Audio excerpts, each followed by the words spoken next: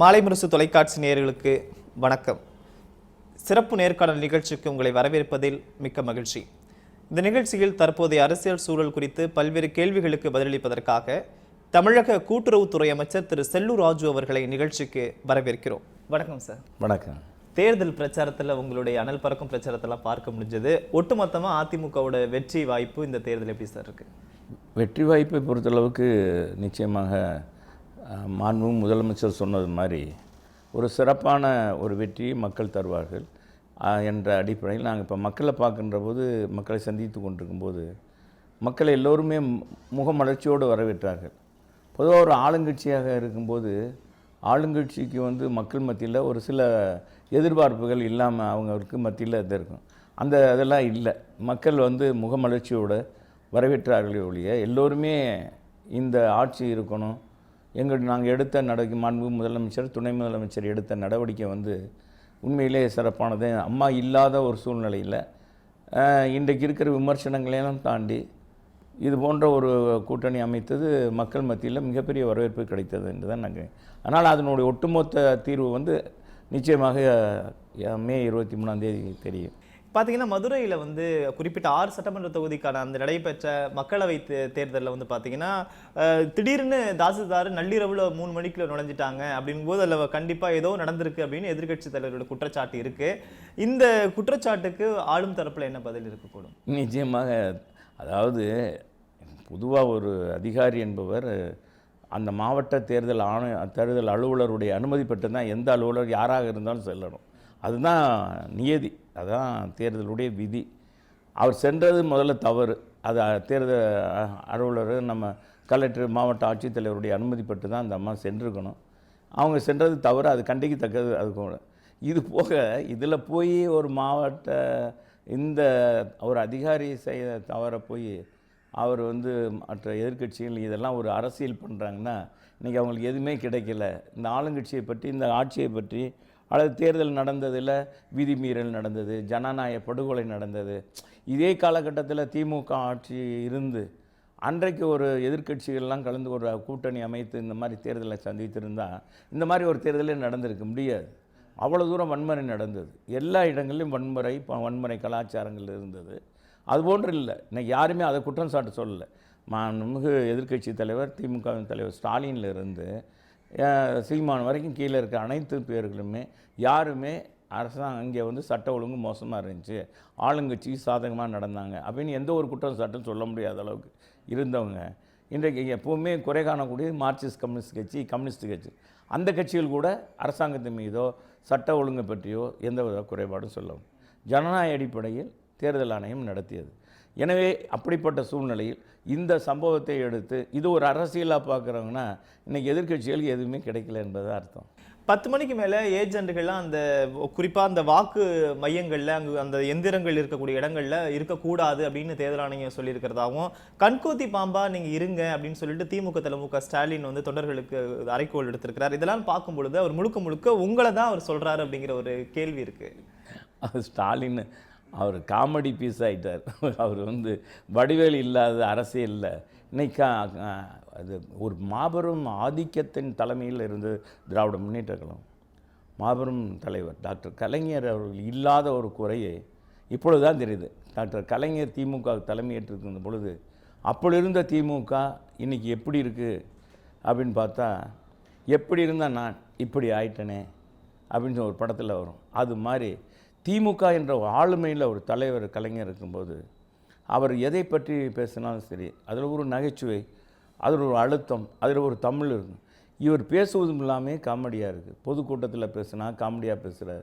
பிரதமர்ன்றது உலகை கொட்டுகிறார். எங்கள் ஊரில் வேட்பாளரை பற்றி பேசும்போது அங்கே அவர் வாங்கின பரிசை கூட கொச்சைப்படுத்தி கூட பேசினார். எழுதின நாவலை கொச்சைப்படுத்தி பேச. ஆக அவருக்கு எதுவுமே தெரியவில்லை, பேசுகின்றது தான் தெரியுது.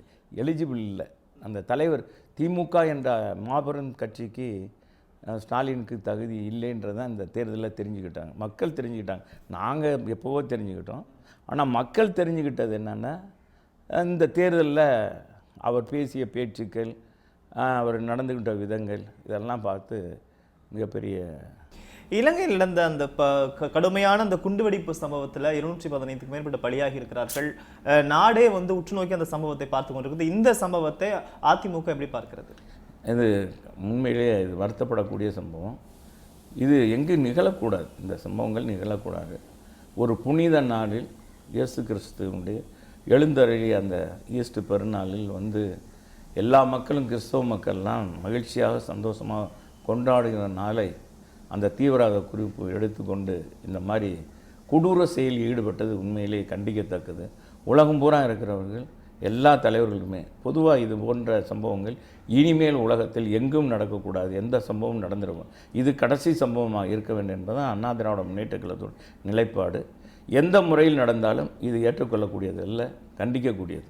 வேலூர் தொகுதியில் வந்து பார்த்தீங்கன்னா தேர்தல் அத்தாகி இருக்கிறது. பணப்பட்டுவாடால திமுக தான் இது காரணம், ஒட்டுமொத்த தலைகுனிவு எல்லாம் விமர்சனம் பண்ணாங்க ஆளும் அதிமுக தரப்பு. இப்படி இருக்கும்போது வேலூர் தொகுதி எப்போ நடக்கக்கூடும்னு நீங்கள் கருதுறீங்க? தேர்தல் ஆணையம் தான் அதை முடிவெடுக்கணும். தேர்தல் ஆணையத்துக்குன்ற தனி அதிகாரம் இருக்குது. அது தனித்த அமைப்பு. ஒரு நம்ம 130 கோடி மக்கள் வாழ்கிற மிகப்பெரிய ஜனநாயக நாடு. இந்த ஜனநாயக அமைப்பில் ஒரு தேர்தல் ஆணையம் இன்றைக்கு இருக்கிற காலகட்டத்தில் இவ்வளவு அமைதியாக இவ்வளவு இந்தியா முழுவதும் தேர்தல் நடத்தியதுக்கு தேர்தல் ஆணையத்துக்கு முதல்ல பாராட்டு தெரிவிக்கணும். முதல்ல மிகப்பெரிய பாராட்டு ஒட்டுமொத்த இந்திய மக்கள் சார்பாக, ஜனநாயகத்தின் மீது நம்பிக்கை வைத்திருக்கிற அனைத்து மக்கள் சார்பாக தேர்தல் ஆணையத்தை பாராட்ட கடமைப்பட்டிருக்கிறேன். ரெண்டாவது, வேலூர் சம்பவம் என்பது உண்மையிலேயே திராவிட முன்னேற்றக் கழகம் தான் ஏற்கனவே அடித்து வைத்திருக்கிற பல ஊழல் மூலமாக சம்பாதித்திருக்கிற அது பல இடத்துல அது அப்பாவியாக துரைமுருகன் மாட்டியிருக்கிறார். துரைமுருகனை காட்டி கொடுத்தவர் திமுக. அவர் எங்கே பணம் வைத்திருக்கிறார் என்பதெல்லாம் யாருக்கு தெரியும்? கூட இருக்கிறவருக்கு தான் தெரியும். ஆக திமுகவிலேயே இன்றைக்கி அவருடைய வளர்ச்சி, அவருடைய இது வந்து இன்றைக்கும் பல தலைமைகள் முக்கியஸ்தர்கள் கூட பிடிக்காமல் இருக்கலாம். எனவே அவர் பலிகடா ஆகியிருக்காங்க. ஆனால் பல இடங்களில் திமுகவினர் பணம் பட்டோடா பண்ணியிருக்காங்க. அது நல்லா தெரியுது. எல்லா இடங்கள்லையும் கொடுத்ததாக சொல்லியிருக்காங்க. எனவே இன்றைக்கி துரைமுருகன் பலிகடா ஆக்கப்பட்டிருக்கிறார் என்பது தான். திமுகவில் அவருக்கு பிடிக்காதவர்கள் மேலிடத்தில் இருப்பவர்கள் தான் அதை சொல்லியிருக்கணும்னு தான் நினைக்கிறேன். உண்மையில் அது ஒரு ஊழல் கட்சி என்பதற்கு அதனுடைய பொருளாளரே சாட்சியாகி விட்டார். திமுக ஒரு ஊழல் கட்சி என்று நாங்கள் சொன்னோம். ஊடகங்கள் கூட சிலது கூட கிண்டல் பண்ணாங்க, அதெல்லாம் மறுத்தார்கள். ஆனால் 8 ஆண்டுகள் இன்றைக்கி ஆளுங்கட்சியாக இல்லை. ஆனால் பல தேர்தலை சந்திச்சிருக்கிற அந்த கட்சி 8 ஆண்டுகளுக்கு முன்பாகவே தேர்தலை சந்திச்சு. அப்படி இருந்தும் கூட இன்றைக்கும் தேர்தலுக்கு பணம் கொடுக்கிறார்கள் என்றால் எவ்வளோ கொள்ளையடித்து வைத்திருக்கிறார். நான் இன்றைக்கி துரைமுருகனை மட்டுமல்ல, அனைத்து திமுக தலைவர்களுடைய குடும்பங்களையும் சோதனையிட வேண்டும். அவர்கள் சம்பாதித்திருக்க சொத்துக்கள்லாம் எப்படி வந்திருக்கு என்பதை விசாரணை வகித்து விசாரணை கமிஷன் மூலமாக எல்லா இடங்கள்லையும் ஒருவர் எப்படி இருந்தால் இன்றைக்கி எப்படி இருக்கிறார், திமுகவில் அமைச்சராக இருந்த முன்னாள் அமைச்சர்லாம் எப்படி இருந்தார்கள் என்பதற்கு இதெல்லாம் ஒரு எடுத்துக்காட்டு. பல அமைச்சர்கள் இன்றைக்கு நிச்சயமாக துரைமுருகன் மட்டும் மாட்டிக்கொண்டார், மற்ற அமைச்சர்கள்லாம் தப்பித்து கொண்டார்கள் தான் நான் நினைக்கிறேன். திமுக பரவலாகவே பணப்பட்டுவாடா ஈடுபட்டு தான் அந்த தேர்தலை சந்திச்சது நீங்கள் உறுதியாக சொல்கிறீங்க? உறுதியாக திமுக பணம் பட்டுவாடா பண்ணார்கள். அதற்கு நிறைய இடங்களில் சொல்லிடுறாங்க. எங்கள் ஊரில் கம்யூனிஸ்ட் தான் இருந்தது, மற்ற எல்லா இடங்கள்லையும் பட்டுவாடா பண்ணியிருக்காங்க. ஆனால் ஓபிஎஸ் மகன் தாராளமாகவும் ஏராளமாகவும் பணம் கொடுத்துருக்கிறார் அப்படிங்கிறது திமுக தரப்போட குற்றச்சாட்டு. அதெல்லாம் பிடிக்க முடியல. தமிழிசை வீட்டில் கோடி கோடியாக இருக்குது, அதை பிடிக்க முடியல. ஆனால் கனிமொழி வீட்டில் ரைடுக்கு வந்துட்டாங்க. இதெல்லாம் அதிமுக அரசு தூண்டி விட்டு ஏவல் துறையாக செயல்படுத்த தேர்தல் ஆணையம், சிபிஐ அப்படி போன்ற அமைப்புகள். இதெல்லாம் சும்மாங்க குற்றம் சாட்ட எதிர்க்கட்சிகள் பல குற்றம் சாட்டுகள் சொல்லுவாங்க. அதுக்கெல்லாம் நம்ம பதில் சொல்ல முடியாது. தேர்தல் என்பது தனிச்சு நடக்குது. தேர்தல் ஆணையத்துக்கு இப்போ மதுரை இப்போ பொதுவாகவே தமிழ்நாடு முழுவதும் சட்ட ஒழுங்கை யார் இப்போ எடுத்துக்கிட்டா? தேர்தல் ஆணையம் தான் எடுத்துக்கொண்டது. காவல்துறையினாலும் சரி, மாவட்ட ஆட்சித்தலைவராக இருந்தாலும் தேர்தல் ஆணையத்துக்கு கட்டுப்பட்டு தான் நடக்கிறாங்க. எங்களுடைய அதிகாரத்துக்கோ அரசுடைய முதலமைச்சருடைய அதிகாரத்துக்கோ இல்லை. பொதுவாக எங்கள் முதலமைச்சர் வர்றதுக்கு ஒரு கட் அவுட் வச்சு கூட அனுமதி கொடுக்கல எங்கள் மாவட்ட ஆட்சித்தலைவர். தேர்தல் அதிகாரி அங்கே காவல்துறை அதிகாரி எடுக்க சொல்லிட்டாங்க. நாங்கள் எடுக்க தான் செஞ்சோம். அது கட்டுப்பட்டு, ஏன்னா தேர்தல் சட்ட விதிகள் வரும்போது அது எல்லோரும் உட்பட்டு தான். ஏன்னா நம்மளே மீறக்கூடாது ஆளுங்கட்சி என்ற அடிப்படையில் நாங்கள் நடந்து கொண்டோம். அதனால் இதெல்லாம் எங்களை வேணுமென்று குற்றம் சாட்டுகளாக வேறு ஒன்றும் இல்லை. பணப்பட்டுவாடா என்பது சும்மா அவங்க சொல்கிறது.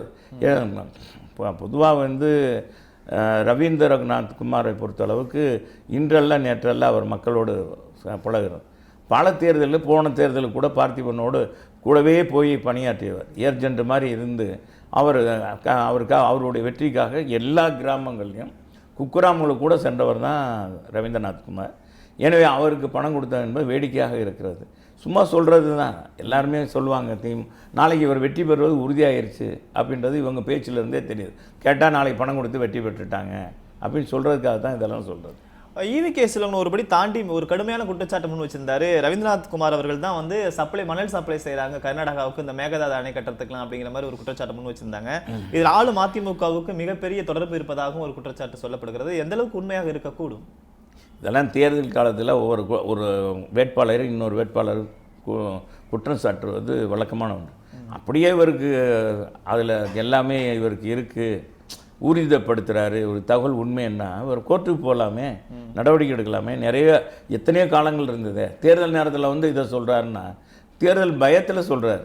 ஒரு சிறுவர்கிட்ட ஒரு இளைஞர்கிட்ட போய் நம்முடைய அரசியலுடைய இது எடுபடலை, தோக்க போகிறோம் அப்படின்ற அடிப்படையில் அவர் இந்த வார்த்தையை சொல்கிறாருன்னு தான் நான் நினைக்கிறேன். நிச்சயமாக இளங்கோவன் வந்து அங்கே நின்றுக்கக்கூடாது. ஏன்னா அது அம்மா வந்து அந்த மாவட்டத்தை வந்து தத்தெடுத்து, தேனி மாவட்டம் மிக மிக பின்தங்கிய மாவட்டமாக இருந்தது. அந்த மாவட்டத்தை அம்மா அவர்கள் தத்தெடுத்தார்கள். தத்தெடுத்து அந்த மாவட்டத்தை ஒரு முன்மாதிரி மாவட்டமாக மாற்றி இன்றைக்கி பல கட்டமைப்பு செய்திருக்கிறாங்க. ஆக அப்படிப்பட்ட அமைப்பு புரட்சித் தலைவர் எம்ஜிஆர் அவர்கள் 6000 மைலுக்கு அப்பால் படுத்துக்கொண்டு ஜெயித்த தொகுதி ஆண்டிப்பட்டி தொகுதி. அந்த தொகுதி ஆண்டிப்பட்டி தொகுதி அது தேனி மாவட்டத்தில் இருக்கிறது. எனவே அப்படிப்பட்ட மாவட்டத்தில் அதில் போய் சட்டம் அங்கே போய் இவர் வாங்கி நின்றதே முதல் தவறு. அவர் நின்றுட்டு தோக்க போகிறோமேன்ற அடிப்படையில் அவர் ஏதோ உளறி கொட்டுகிறார். அது வழக்கமான ஒன்று தான். இளங்கோவனுக்கு ஏதாச்சும் ஒரு அது என்ன கோபம் வந்துருச்சுன்னா பல தடமாற்றங்கள் வரும். இது மாதிரி பல நேரங்களில் அவர் தடமாற்றத்தோடு அம்மா அவர்கள் தனிப்பட்ட முறையில் விமர்சித்து மதுரையில் அவருக்கு சரியான பாடத்தை புகட்டினோம். அது பாடத்தை புகட்டின பிறகு மதுரையில் எல்லா இடங்கள்லையும் அவர் கண்டிஷன் பேலுக்கு கையெழுத்து போட வந்திருக்கும்போது ஒரு பாடத்தை புகட்டின அடிப்படையில் அவர் அந்த பேச்சை குறைத்து கொண்டார். ஆக எப்பொழுதுமே அவர் ஒரு அரசியல்வாதியை வந்து யாரை எடுத்தாலும் சரி, டாக்டர் கலைஞரையும் தரக்குறைவாக பேசுவார், ஸ்டாலினையும் தரக்குறைவாக பேசுவார். ஒரு இடத்துக்கு போயிட்டால் எதிர்க்கட்சின்னா உடனே அவர்களை ரொம்ப மோசமாக தரந்தாழ்ந்து பேசக்கூடியவர் இளங்கோவன். இப்போ அமமுக வந்து இரட்டை இலைக்கு சொந்த கொண்டாட மாட்டோம்னு விலகிட்டாங்க. இதை உங்களுக்கு வெற்றியாக எடுத்துக்கலாமா, அவங்களோட வீழ்ச்சியாக எடுத்துக்கலாமா? நிச்சயமாக அண்ணா திராவிட முன்னேற்ற கழகத்தும் யாரும் சொந்தம் கொண்டாட முடியாது. யாரும் சொந்தம் கொண்டாட முடியாது. இது அதிமுக என்ற கட்சி 1.5 கோடி தொண்டர்களை பெற்ற மாபெரும் இயக்கமாக இருந்து இன்றைக்கு மாண்புமிகு முதலமைச்சர், துணை முதலமைச்சரின் கீழே இந்த இயக்கம் இருந்து கொண்டிருக்கு, கட்டமைப்போடு இருக்கிறது. யாரும் நான் இங்கேருந்து பிரிஞ்சவங்க சொல்கிறது இது வழக்கமான ஒன்று. நாங்கள் தனியாக போயிட்டோம், நாங்கள் கொஞ்சம் கொண்டாடும், இதெல்லாம் சொல்கிறதெல்லாம் வழக்கமாக. எல்லாம் சீச்சு இந்த படம் புளிக்கும் அப்படின்னு எட்டாத சொல்லுவாங்க இல்லையா. கொஞ்சம் சின்ன பிள்ளைகளை நம்ம பள்ளிக்கூடத்தில் படிக்கும்போது எட்டாத தூரத்தில் கனி கிடைக்கலன்னா நரி சொல்லிட்டு போகின்ற மாதிரி, அந்த மாதிரி இதை எடுத்துக்கிற வேண்டியது. அவருக்கு அவனால் முயற்சி பண்ணார், முடியலை. அதனால் அவர் இதை முதலே அவர் செஞ்சுருக்கலாம். அதுதான். இப்போ 4 தொகுதி இடைத்தேர்தல் உங்களோட வெற்றி வாய்ப்பு எப்படி இருக்கும்? அதில் உங்கள் தேர்தல் பிரச்சார வியூகம் எப்படி இருக்கும்னு நினைக்கிறீங்க? பிரச்சார வியூகம்ன்றதுங்க 4 தொகுதியிலுமே ஏற்கனவே ஒட்டப்படார வந்து அது வெற்றி பெறக்கூடிய நிச்சயமாக. அங்கே வந்து வாக்குகள் போன தடவை நாங்கள் ஜெயிச்சிருக்கோம், தனித்து நின்று ஜெயிச்சிருக்கோம். இப்போ பல கட்சிகள் கூட்டணி, பாரதிய ஜனதா, பாட்டாளி மக்கள் கட்சி, புதிய தமிழகம், புதிய தமிழகத்தில் வாக்கு வங்கி இருக்குது, டாக்டர் கிருஷ்ணசாமிக்கு இருக்குது, பல கட்சிகள் எங்களுக்கு ஆதரிக்கிறாங்க. எனவே அதில் ஒன்றும் ரெண்டாவது தமிழக அரசு மீது மக்களுக்கு எந்த விதமான கோபதாபங்கள் இல்லை, மன வருத்தம் கிடையாது, எந்த வெறுப்பும் கிடையாது. மாண்புமிகு முதலமைச்சர் ஒரு எளிமையான முதலமைச்சராக இருப்பார். எந்த காலத்தில் நம்ம ஒரு முதலமைச்சர் நடந்து போய் ஒரு கிராமத்தில் போய் ஓட்டு போட்டார் அப்படின்னு நம்ம பார்த்துருக்கோமா, கேள்விப்பட்டிருக்கோமா? எங்கும் கிடையாது. சாதாரண ஒரு இவங்க கூட பந்தா பண்ணிட்டு போய் ஓட்டை போடுவாங்க, இது பண்ணுவாங்க. அது வரைக்கும் அப்படிப்பட்ட ஒரு சாதாரண நிலையில் ஒரு முதலமைச்சராக இருக்கிறவர் ஆட்சியில் இருக்குது. அதே மாதிரி துணை முதலமைச்சரை பொறுத்தவரை எளிமையாக தன்னுடைய தாயும் அழைத்து கொண்டு போய் வாக்களித்திருக்கிறார். அதே மாதிரி எளிமையோடு. ஆக ஒரு முதலமைச்சர், துணை முதலமைச்சர் வழிகாட்டுதலாக இருக்கிறாங்க. இன்றைக்கி கொடுக்குற திட்டங்கள், தமிழக அரசு கொடுத்துருக்கிற திட்டங்கள்லாம் மக்கள் மத்திக்கு எந்த தங்கு தடையின்றி யாருடைய இடையூறும் அரசியல் குறுக்கீடோ ஆளுங்கட்சி குறுக்கீடோ இல்லாமல் அவர்களுக்கு மக்களுக்கு போய் சென்றடைகிறது, அவங்களுக்கே கிடைக்கிறது. இப்போ 1000 ரூபா கொடுத்தாங்க பொங்கலுக்கு, எல்லோருக்குமே போனது. அதில் யாரும் ஒரு குறுக்கீடு கிடையாது. ஒரு அவங்க நினைத்தது மாதிரி அவங்க வீட்டுக்கு போய் சென்றடைது. அதே மாதிரி இந்த 2000 ரூபா கொடுக்குறாங்க, வறுமை கோட்டுக்கு கீழே இருக்கிறவங்க, ஏழை தொழிலாளிகள், விவசாய கூலி, இவங்களுக்கு கொடுக்குறாங்க. இந்த பணமும் அவங்களுக்கு போக போகுது. இது கூட திமுக தடுத்தது, கோர்ட்டுக்கு போய் அப்புறம் தேர்தல் ஆணையத்தில் கொடுத்ததுனால அது நிறுத்தப்பட்டிருக்கு. தொடங்கப்பட்ட திட்டம் வந்து நிறுத்தப்பட்டிருக்கு. அது திமுக தான் காரணம். இது மக்களுக்கு தெரியும். ஏன்னா இப்படியெல்லாம் இருக்கின்ற பொழுது இந்த அரசு நீடிக்கணும், இந்த அரசு இருந்தால் தான் நமக்கு நல்ல ஏழை பாளைகளுக்கு செய்வாங்க அப்படின்னு என்ன இருக்குது மக்கள் மத்தியில். இன்னும் நிச்சயமாக 4 தொகுதியில் நாங்கள் வெற்றி வாய்ப்பு உறுதி என்பதை நான் நிச்சயப்படுத்துகிறேன். இந்த இடைத்தேர்தலுக்கு பிறகு அடுத்த நொடியே இந்த ஆட்சி கவிழ்ந்துடும் மு.க. ஸ்டாலின் சொல்லிக்கிட்டே இருக்கிறாரு. அந்த தேர்தல் கண்டிப்பாக நடக்கும் அப்படின்னு சொல்றாரு. அது எந்த அளவுக்கு வாய்ப்பு இருக்குமா, இல்லை உங்களுடைய கருத்து என்ன சார்? அவர் கிளி ஜோசியராகி ரொம்ப நாள் ஆயிடுச்சு. ரொம்ப நாள் ஆயிடுச்சு. அந்த ஜோசியம்புரம் பலிக்கலையே. இவர் கிளி ஜோசியராகி என்ன எவ்வளோ பண்ணி பார்த்தாரு. இன்றைக்கி போயிடும், நாளைக்கு போயிடும் சொல்லி பார்த்தாரு. இனி இப்போ இது இனி இவர் எதிர்க்கட்சி தலைவர் இனி அடுத்த தேர்தலில் மக்கள் இவர் நடந்து கொண்ட விதம், இந்த தேர்தலில் பேசிய பேச்சுக்கள், ஊடகங்கள் அவரை பற்றி கேலி கிண்டல் பண்ணியது, ஃபேஸ்புக்கில் வந்தது, வாட்ஸ்அப்பில் வந்தது, எங்களை கேலி பேசினார், என்னை உட்பட எல்லாரையும் கேலி பேசினார். இவரே கேலி உட்பட்டார். இவர் பல இடங்களில் பேச்சுவார்த்தை என்ன 87ஓட 10 சேர்ந்தா 107ன்றாரு. என்னென்னமோ பேசுகிறாரு. அதெல்லாம் சொல்லும்போது அதான் நான் சொன்னேன், நகைச்சுவை நடிகர் வடிவேலு அரசியல் நகைச்சுவை நடிகராக இன்றைக்கி ஸ்டாலின் மாண்பு எதிர்க்கட்சி தலைவர். எப்படி இருந்த திமுக இன்றைக்கி இப்படி ஆயிடுச்சுன்ற நிலையை கொண்டு வந்திருக்க ஸ்டாலின் வந்து எங்களை சொல்வது என்பது நிச்சயமாக தேர்தல் முடிந்த பிறகு அவர் அந்த முகத்தை எப்படி வைத்துக்கொள்ள போகிறார் என்பதுதான் தெரியல. ஏன்னா அதுக்கடுத்து மானிய கோரிக்கை நடக்க போகுது. நாங்கள் அங்கே சட்டமன்றத்தில் பார்ப்போம்ல, அங்கே பார்க்கும்போது பார்ப்போம்ல. அன்றைக்கி பேசுனீங்க எங்களை தான் பார்க்கணும். அவர் எங்கே இப்படி இங்கே இருக்கிற நீங்கள் இன்றைக்கி அங்கேயே இருக்கீங்களே என்னன்னு கேட்போம்ல. பார்த்தீங்கன்னா கமலோட ஒரு வீடியோ நீங்கள் பார்த்துருப்பீங்கன்னு நினைக்கிறேன். குறிப்பாக உங்களை குறிப்பிட்டு இந்த தேர்தல் பிரச்சாரத்தை வந்து பார்த்தீங்கன்னா அந்த வீடியோவில் விஞ்ஞானிகளுக்கு வாய்ப்பு கொடுத்துறாதீங்க அப்படிங்கிற மாதிரிலாம் சொல்லியிருந்தாரு. அதை நீங்கள் எப்படி நகைச்சுவையாக பார்க்குறீங்களா, இல்லை வந்து அவர் முதிர்ச்சி இல்லாத ஒரு அரசியலாக இருக்க பார்க்குறீங்க, இல்லை கமலோடைய அரசியல் பிரவேசம் எப்படி இருக்குன்னு நினைக்கிறீங்க? கமல் நல்ல டைரக்டர், நல்ல இயக்குனர், நல்ல நடன டைரக்டர், கதை எழுதக்கூடியவர், சிறந்த ஆக்டர். இதில் மாற்று கருத்து. ஒரு அரசியல் தலைவராக அவர் பரிணாமிக்கிற நேரம் இது சரியல்ல. அவர் எப்போவோ வந்திருக்கணும். வர்றதுக்கான சான்சஸ் பலமுறை இருந்தது, வரல. இப்போ போய் வந்திருக்கிற காலங்கடந்து வயதும் முதிர்ந்த பிறகு இன்றைக்கு வந்திருக்கிறார். எனவே அதை வந்து அவர் பேச்சும் சரி இதுவும் சரி அவங்க கட்சியிலே பலருக்கு புரிந்து கொள்ள முடியல. அவர் பேசுகிற மேடை பேச்சு புரிந்து கொள்ள முடியல. மக்கள் எப்படி புரிந்துக்கணும்? அவங்க கட்சியிலே அவரே சொல்கிற அறிவாளிகள்லாம் என் பக்கம் வாங்க, அறிவாளிகள்லாம் இருக்காங்க, அவங்களே புரிந்து கொள்ள முடியல. மக்கள் எப்படி புரிந்து கொள்வார்? ஆக என்னை பற்றிலாம் சொல்லுவேன் நான், அதெல்லாம் அரசியலில் சகசமப்பா அப்படின்றதா. சார், இப்போ ரஜினி அவர்கள் வந்து பார்த்தீங்கன்னா நதிநீர் இணைக்கிற கட்சிக்கு தான் ஆதரவு தெரிவிக்கிறாரு. பாஜக நதிநீர் இணைப்புக்கு பற்றி தேர்தல் அறிக்கையில் சொல்லப்பட்டிருக்குது. நம்ம வந்து கோதாவரி இணைப்பு திட்டத்தை சொல்லியிருக்கோம் போது உங்கள் கூட்டணிக்கு தான் ரஜினியுடைய ஆதரவு இந்த தேர்தல் இருந்திருக்க கூடும் நம்ம எடுத்துக்கலாமா? நிச்சயமாக அவர் இதை மீன் பண்ணி தான். ஏன்னா பாரதிய ஜனதாவுடைய வந்து தேர்தல் அறிக்கையில் முக்கியமான தமிழ்நாட்டை பொறுத்தளவுக்கு இது நீர் பற்றாக்குறை மாநிலம். இது நம்மளுடைய மாநிலம். எல்லாமே நம்ம வந்து தண்ணீருக்காக அடுத்த மாநிலம் பொதுவாக கேரளா, கர்நாடகா, ஆந்திரா இதை நாடியே நம்ம இருக்க வேண்டியிருக்கு. நமக்கு வந்து முக்கியமாக தேவை வந்து இந்த கோதாவரி காவேரி இணைப்பு வந்து அவசியம் தேவை. எனவே அந்த திட்டத்தை கொண்டு வந்து பாரதிய ஜனதாவுக்கு முதல்ல தமிழ்நாட்டு மக்கள் அனைவருமே ஒட்டுமொத்தமாக அவருக்கு நன்றி அந்த கட்சிக்கு நன்றி சொல்லணும். அதை நிச்சயமாக மோடிஜியை பொறுத்தளவுக்கு சொன்னதை நிறைவேற்றக்கூடியவர், நிச்சயமாக நிறைவேற்றி காட்டுவார். எனவே அந்த அடிப்படையில் ரஜினி அவர்கள், சூப்பர் ஸ்டார் ரஜினி அவர்கள் சொன்னது நான் வரவேற்கிறேன். அது என்னென்னா இந்த கூட்டணிக்கான, ஏன்னா காங்கிரஸோ திமுக கூட்டணியோ வந்து சொன்னதை எதையும் செஞ்சதில்லை. அவங்க 10 ஆண்டுகால ஆட்சியில் இருந்திருக்கேன், இந்த அரசு இருந்திருக்கு, திமுகவும் காங்கிரஸும் தமிழக மக்களுக்கு ஒரு நல்ல திட்டங்களை கொடுத்ததில்லை. ஏன்னா இன்றைக்கி பல தினம் அது தரும் இது தரும்னு சொல்கிறாங்க. ஏன்னா அவங்களால செய்ய முடியாது, ஆனால் செய்யக்கூடிய ஆற்றல் திறமை நம்முடைய மோடிஜிகிட்ட இருக்குது. அதை நினைத்து சூப்பர் ஸ்டார் சொன்னார். எனவே ரஜினி சொன்னதே இது அண்ணா திராவிட முன்னேற்ற கழகத்துக்கும் பாரதிய ஜனதாவுக்கும் ஆதரவாகத்தான் சொன்னதாக தான் நான் கருதி கொள்வேன். மோடி அவர்கள் இந்த கடந்த 5 ஆண்டு காலத்தில் தமிழகத்திற்கு அவர் என்ன செய்திருக்கிறார் அப்படின்னா அதிமுக என்ன சார் பட்டியலிடும் குறிப்பிடும்படியான சில திட்டங்கள் அப்படின்னு என்ன சார்? நிறைய திட்டங்கள், கிட்டத்தட்ட பல ஆயிரம் கோடி நம்ம திட்டங்கள் நமக்கு வந்திருக்கு. பல திட்டங்கள் மூலமாக வந்திருக்கிறது. குறிப்பாக வந்து என்னென்னா எய்ம்ஸ் மருத்துவமனை வந்திருக்கிறது, சூப்பர் ஸ்பெஷாலிட்டி ஹாஸ்பிட்டல் வந்திருக்கு. அடிக்கலோட நிற்கிது அப்படிங்கிற குற்றச்சாட்டு அதில் அடிக்கலோட இல்லையே. Super speciality hospital திறந்துட்டாரு.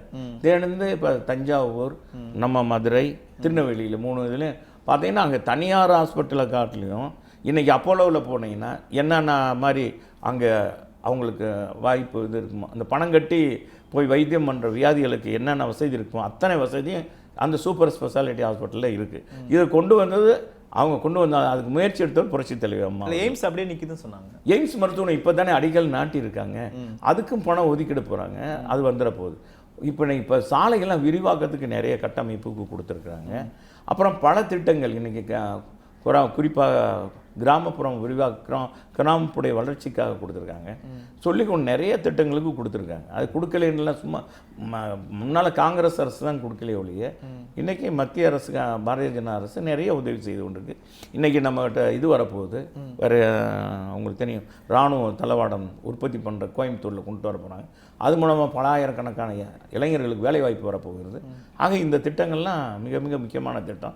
இது போன்ற ஒரு திட்டம் கூட இந்தியா சுதந்திரம் பெற்ற பிறகு இந்த அளவுக்கு திட்டங்களை கொடுத்தது. இந்தியா சுதந்திரம் பெற்ற பிறகு நம்ம எங்களுக்கு மதுரைக்கு கிடைத்ததெல்லாம் எய்ம்ஸ் ஒருன்னா, சுதந்திரம் பெற்ற எவ்வளோ நாள் ஆயிடுச்சு, இப்போ தான் ஒரு திட்டம் வந்திருக்கு, மத்திய அரசோட திட்டம் வந்திருக்கு. எனவே எங்களுக்கு மிகப்பெரிய ஒரு இது. டீ கடைக்காரர் காவலாளி, ஆனால் அந்த மோடி அவர்கள் ஒரு திருடர், அவர் கண்டிப்பாக ரஃபேல் ஊழலில் சிக்குவார் அப்படிங்கிறது ராகுல் காந்தியோட தொடர்ந்து எல்லா விஷயத்திலையும், எல்லா தேர்தல் பிரச்சாரத்திலையும் சொல்லிக்கிட்டு இருக்கிறாரு. இது எந்த அளவுக்கு உண்மைத்தன்மை இருக்குன்னு நினைக்கிறீங்க? நிச்சயமாக நான் மோடிஜியை பொறுத்தளவுக்கு நல்ல ஒரு திறமையான ஒரு வல்லமையானவர், நாட்டை அருமையாக வழிநடத்தி கொண்டிருக்கிறார், அருமையான தலைமை கிடைத்திருக்கிறது. ஒரு எளிய குடும்பத்தில் சென்று இன்றைக்கும் கூட அவங்க குடும்பம் எந்த அளவுக்கு இருக்குது, அவங்க அம்மா எந்த வீட்டில் இருக்கிறார் என்பதெல்லாம் தெரிந்தது. இன்னும் ராகுலுடைய பேச்சு என்பது அரசியலுக்காக, மோடிஜி ஏதாச்சும் தேர்தல் நேரத்தில் குறை சொல்லணுமே என்பதற்காக சொல்கிறார் ஒழிய அதாகத்தான் எடுத்துக்கொள்ள முடியுமே, மற்றதெல்லாம் நான் குறிப்பாக இங்கே ஆளும் அதிமுக அமைச்சர்களுடைய குறிப்பு சில ஆவணங்கள், இவங்க சிபிஐயில் மாட்டின விஷயங்கள் எல்லாமே பிரதமர் அலுவலகத்தில் இருக்குது. அதனால தான் இப்படிலாம் நீங்கள் பேசுகிறீங்க அப்படின்னு திமுக தலைவர் ஸ்டாலின் தெரிவிக்கிறார். ஸ்டாலின் பேச்செல்லாம் ஒரு பொருட்டாக எடுத்துக்கிறோம் நாங்கள். ஸ்டாலின் இப்போ எங்களை குறை சொல்கிறார், நாங்கள் அடிமைன்றார். இப்போ நாங்கள் அடிமையா, இவர் அடிமையா? இவங்க, நான் என்ன சொல்கிறேன்னா, நாங்கள் பிஜேபிக்கு அடிமைன்னா கூட அவங்க கேட்ட சீட்டை கூட பூரா கொடுத்துருக்கணும். அவங்களுக்கு கொடுத்துட்டு நாங்கள் கொஞ்சத்தில் நின்றுக்கணும். நாங்கள் கொடுத்த 5 சீட்டை ஒரு ஆளும் பாரதிய ஜனதா மாபெரும் கட்சி, அந்த கட்சிக்கு 5 சீட்டு தான். அது அம்மா இல்லை, அம்மா இல்லாத சூழ்நிலையில் முதலமைச்சரும் துணை முதலமைச்சரும் இன்றைக்கி வெறும் 5 சீட்டு தான் பாரதிய ஜனதா கொடுத்துருக்கோம். நாங்கள் கொடுத்து இன்றைக்கி கூட்டணி இருக்காங்க, அவங்க இருக்காங்க. இவர் அடிமையிலும் அடிமையாக இருந்து இனிமேல் காங்கிரஸோடு கூட்டணி வைக்க மாட்டோம், கூடான்னு இப்போ கேடா முடிந்தது அப்படின்னு டாக்டர் கலைஞர் சொன்னார் 2014 சொன்னார். அப்போ அது மட்டும் இல்லை, இவர் என்ன சொன்னார், ஒடி மேலே போய் இனிமேல் காங்கிரஸோடு திமுக கூட்டணி வைத்தால் மேடை பிரச்சாரமே செய்ய மாட்டேன், தேர்தல் பிரச்சாரமே செய்ய மாட்டேன்னு சொன்னது சாட்சாத் ஸ்டாலின் இல்லையா? ரெண்டாவது அந்த கூட்டணி பேச்சுவார்த்தை கூட பார்த்தீங்கன்னா முதல் தளத்தில் இவங்க அம்மாவையும் இவங்க தங்கச்சியும், யார் கனிமொழியும் இவங்க அம்மா தயால் அம்மாவையும் சிபிஐ விசாரிக்கிறது. அந்த கலைஞர் டிவியில் பணம் 216 கோடி ரூபாய் ஊழல் பணம் வாங்கினாங்க, லஞ்சம் வாங்கினாங்க அப்படின்றத விசாரிக்கிறது மேல் தளத்தில். கீழ்த்தளத்தில் கூட்டணி பேச்சுவார்த்தை நடந்தது. மறுக்க முடியுமா? மறுக்கிறார் அவர். இப்படிலாம் செஞ்சுட்டு இன்றைக்கி அந்த கட்சிக்கு போய், ஒன்றுமில்லாத கட்சிக்கு, தமிழகத்தில் செல்வாக்கே இல்லாத கட்சி காங்கிரஸுக்கு போய் 10 சீட்டு கொடுத்துருக்காருன்னா யார் அடிமை? கொத்தடிமையாக ஸ்டாலின் இருந்துக்கிட்டு எங்களை போய் சொல்கிறாருன்னா ஸ்டாலினுக்கு இப்போ அதான் மனம் கலங்கி போயிட்டு, அவர் மனம் பேதளத்தில் இருக்கார். அவர் முதலமைச்சர்னு பதவி சில பேருக்கு சொல்லுவாங்க, நான் தான் நம்ம இதுன்னு சொல்லி பார்த்தீங்கன்னா தெருவில் கத்திருக்கு மாதிரி சட்டையை கிழிக்கிறாரு, இது பண்ணுறாரு, எல்லாம் செய்கிறாரு. அந்த அளவுக்கு மாறிட்டார், மனநிலையே மாறி போயிடுச்சு அவருக்கு. இந்த தேர்தல் முடிவு வந்த பிறகு என்ன நிலைக்கு ஆக போகிறாருன்னு உதயநிதியும் அவங்க அம்மா கொஞ்சம் பார்த்து வச்சுக்கிற வேண்டியதான் ஸ்டாலின்.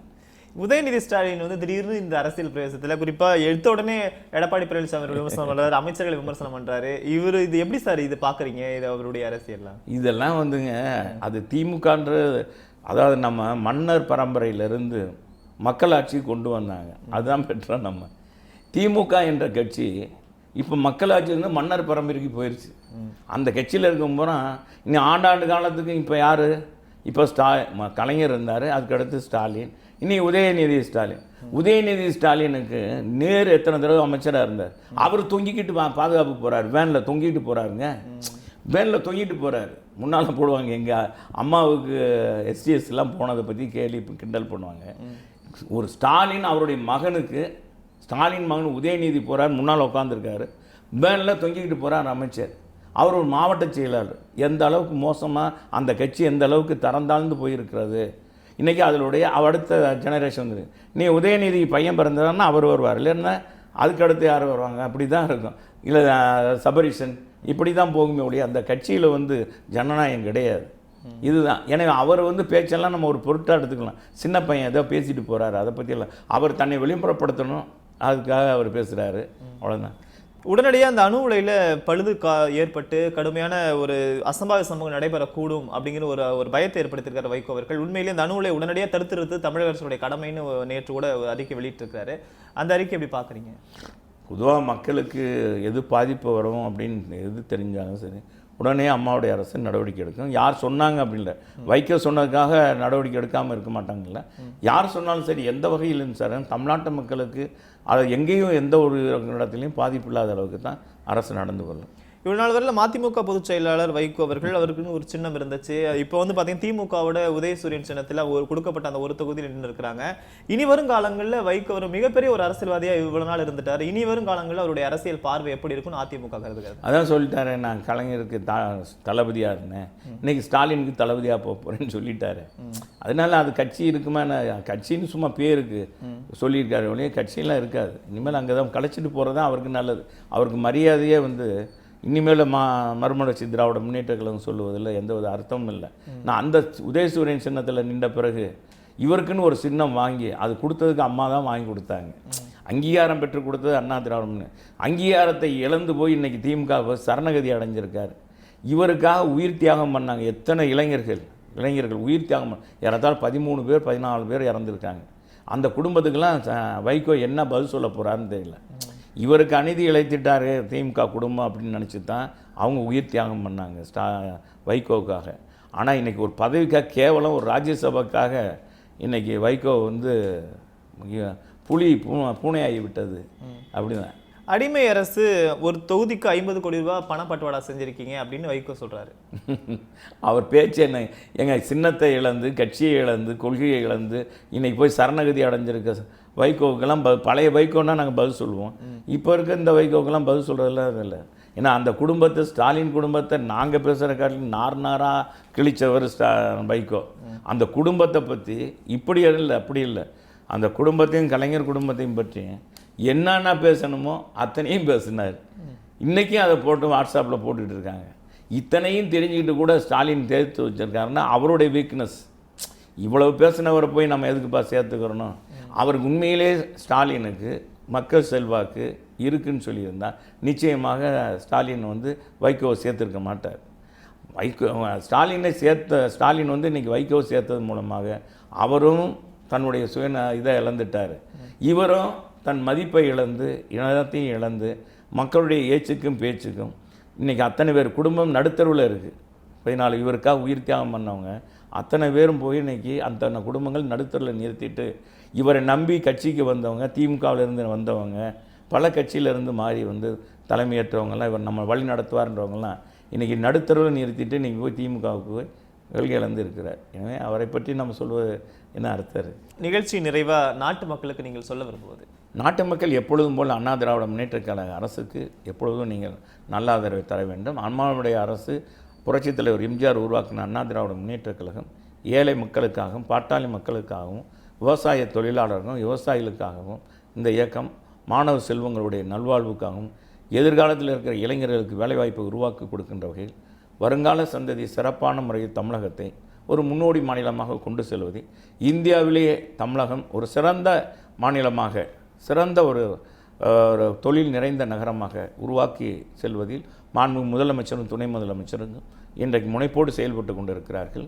எங்களுக்கு என்றும் ஆதரவு தாருங்கள் என்று கேட்டுக்கொள்கிறேன். நன்றி, வணக்கம். எங்களுக்காக இவ்வளவு நேரம் நிகழ்ச்சியில் பங்கு கொண்டமைக்கு மிக்க நன்றி சார். நன்றி, வணக்கம்.